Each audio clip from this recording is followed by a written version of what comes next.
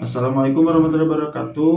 Perkenalkan, nama saya Dede Miftah Farid Auludin dengan NIM 2303010154 dari kelas TIG angkatan 2023. Pada video ini saya akan menyampaikan kembali kesimpulan dari materi komunikasi antar personal yang telah dipaparkan oleh dosen pengampu, yaitu oleh Ibu Sinta. Nah, lanjut aja ya, langsung saja. Pengertian komunikasi. Komunikasi ini berasal dari bahasa Latin, yaitu communicare, yang berarti menyampaikan atau berbagi informasi. Secara umum, komunikasi adalah proses pertukaran pesan antara dua orang atau lebih yang melibatkan pikiran, perasaan, ide, dan tindakan. Artinya, komunikasi tidak hanya sekedar tentang bicara, tetapi juga bagaimana pesan itu bisa dipahami oleh orang lain.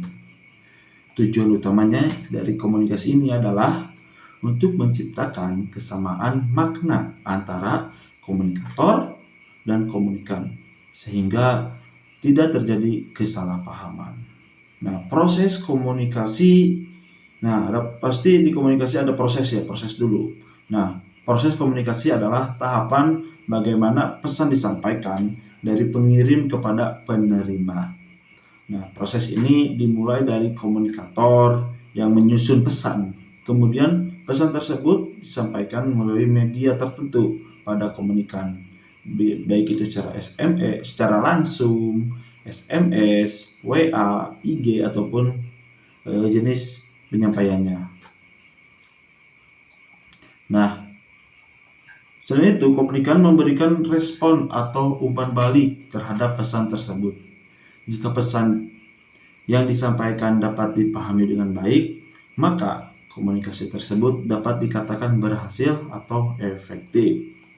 Nah, di elemen-elemen komunikasi, dalam komunikasi terdapat beberapa elemen penting, yaitu diantaranya sumber. Apa itu sumber sih? Sumber yaitu asal informasi atau dasar pesannya. Yang kedua, komunikator, yaitu orang yang menyampaikan pesan. Lalu pesan, yaitu isi informasi yang disampaikan. Selanjutnya, media, yaitu sarana yang digunakan untuk menyampaikan pesan ya. Yang kata saya juga tadi, yang kata saya juga baik itu di WA, di Facebook, secara langsung, di Instagram, itu medianya ya. Komunikan, yaitu orang yang menerima pesan ya. Selanjutnya feedback ataupun umpan balik, yang dimana itu respon dari penerima pesan ya. Bagaimana si komunikan itu menanggapi pesan yang disampaikan. Yang terakhir yaitu efek. Efek apa sih efek? Hasil dari komunikasi tersebut. Efeknya apa? Nanti juga lanjut saja ya. Semua elemen ini saling berkaitan dengan menentukan keberhasilan komunikasi. Komunikasi sangat penting dalam kehidupan manusia karena manusia adalah makhluk sosial. Justru kita juga walaupun ada ekstrovert, introvert, sama-sama butuh komunikasi.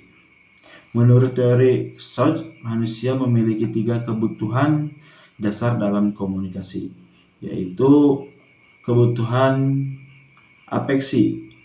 Apa itu kebutuhan apeksi? Itu kebutuhan akan kasih sayang ya. Setiap manusia pasti membutuhkan kasih sayang, sehingga perlunya komunikasi. Lalu inklusi apa sih? Inklusi itu kebutuhan untuk menjadi bagian dari kelompok. Kita mau dianggap kelompok, kita harus belajar komunikasi agar diakui di kelompok. Terakhir mungkin kebutuhan kontrol ya, yaitu apa sih kebutuhan kontrol? Yaitu kebutuhan untuk mempengaruhi orang lain. Pasti ini para tinggi ya, pejabat, contohnya ketua organisasi, itu pasti setiap orang-orang tersebut pasti memiliki kebutuhan untuk mengkontrol ya. Jadi pentingnya komunikasi itu bisa mempengaruhi orang lain. Selain itu juga komunikasi membantu manusia dalam memenuhi kebutuhan menurut teori Maslow, mulai dari kebutuhan dasar hingga aktualisasi diri. Adapun karakteristik komunikasi juga memiliki karakteristik, yaitu komunikasi melibatkan minimal 2 orang, lalu terjadi secara terus-menerus lalu menggunakan pesan verbal dan non-verbal. Selanjutnya dipengaruhi oleh pengalaman dan persepsi masing-masing individu. Selain itu juga pesan yang diterima tidak selalu sama dengan yang dimaksud oleh pengirim, sehingga sering terjadi perbedaan pemahaman. Komunikasi dibagi menjadi 2 jenis utama, yaitu pertama komunikasi verbal. Apa sih komunikasi verbal? Yaitu komunikasi yang menggunakan kata-kata baik secara lisan maupun tulisan. Contohnya apa sih? Contohnya berbicara langsung, telepon, atau pesan teks. Nah, yang kedua, yang terakhir mungkin ini jenis komunikasi nonverbal. Apa sih komunikasi nonverbal itu? Nah, komunikasi nonverbal yaitu komunikasi tanpa kata-kata. Contohnya seperti ekspresi wajah.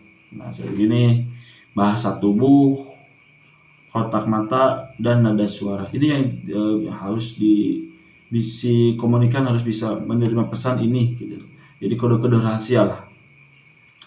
Lalu komunikasi nonverbal sangat penting karena dapat memperkuat atau memperjelas pesan yang disampaikan secara verbal. Tapi lebih baiknya sih komunikasi nonverbal. Nah, lalu komunikasi interpersonal adalah komunikasi yang terjadi antara 2 orang atau lebih secara langsung.